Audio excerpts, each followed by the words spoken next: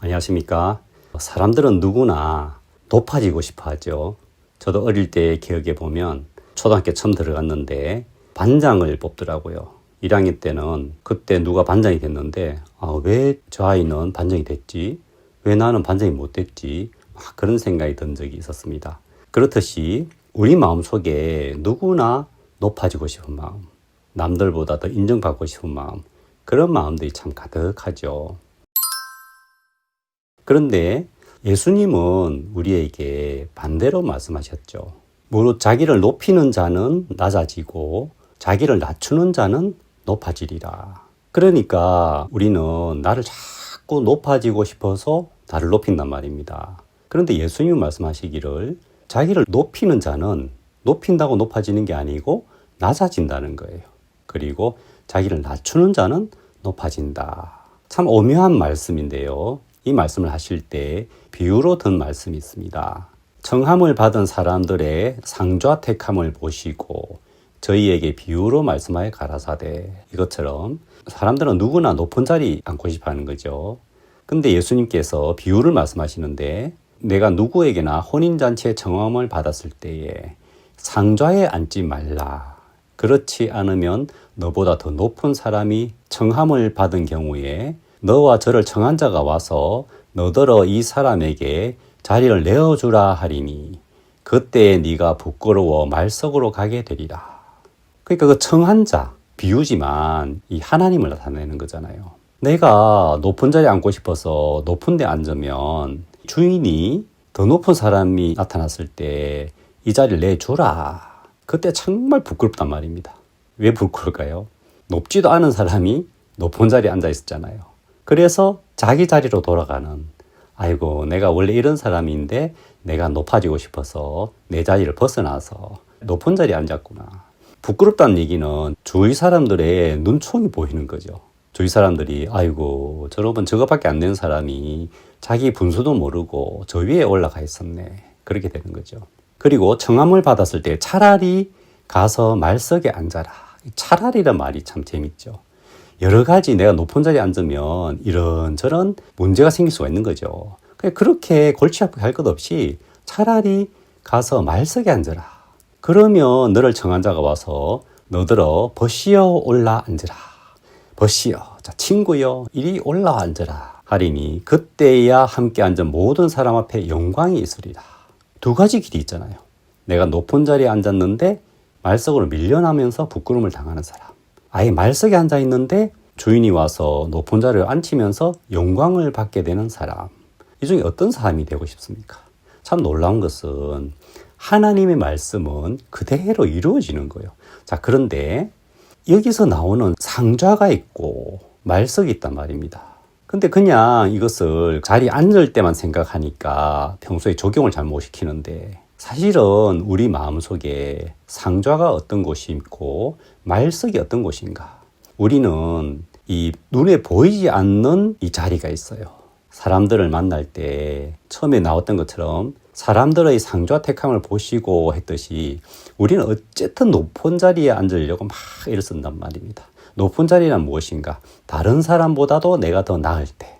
그러니까 내 주위에 여러 사람이 있는데 내 마음속에 그걸 줄을 쫙 세워가지고 가장 잘난 사람, 가장 못난 사람, 가장 뛰어난 사람, 가장 부족한 사람 이렇게 딱 줄을 세운단 말입니다.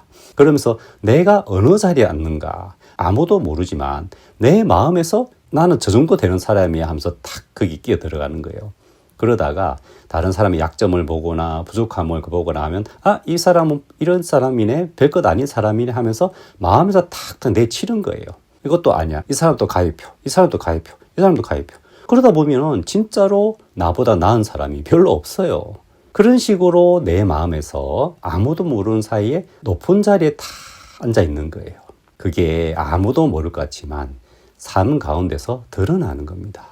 결국은 그렇게 높은 데 앉아 있으면 계속 갈등이 생기고 부딪히고 시기 질투나고 막 그런 거예요. 왜 저 사람은 내가 볼 땐 별것 아닌 사람인데 왜 저런 대접을 받는 거야? 내가 저 사람보다 뭐가 못해서 내가 지금 이런 취급을 받는 거야? 막 그런 갈등 속에 쌓여 있는 거예요. 그게 높은 자리에 앉아서 상좌에 앉아서 고생하는 거예요. 이 말씀처럼 차라리 말석에 앉아라. 우리가 마음을 낮추려고 하면, 정말 내 부족한 걸 보면 다른 사람의 나보다 나은 면을 얼마든지 발견할 수 있거든요. 사람들의 여러 가지 역할이 있기 때문에 어떤 부분에서 내가 나을지라도 또 다른 부분에서는 다른 사람이 나보다 나은 걸 얼마든지 발견할 수 있단 말입니다. 내가 마음을 낮추려면, 야, 이런 부분은 저 사람 귀하네. 이런 부분은 내가 부족하네. 야, 저 사람은 이런 걸 갖고 있네. 이런 게 좀 부족한 것 같지만 이런 부분이 참 뛰어나네. 이런 부분이 참 귀하네. 이런 부분이 참 마음이 아름답네. 그런 것들을 하나하나 보면서 저 사람은 나보다 낫구나. 저 사람은 나보다 낫구나.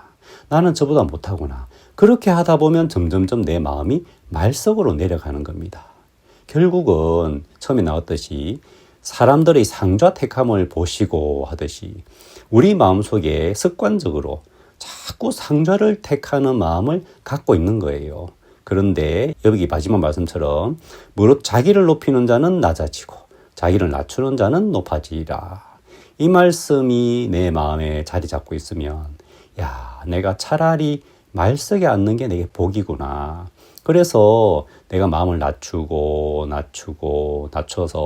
내가 아무것도 아닌 사람이 되면 그때 하나님은 버시어 올라 앉으라. 이렇게 되는 겁니다.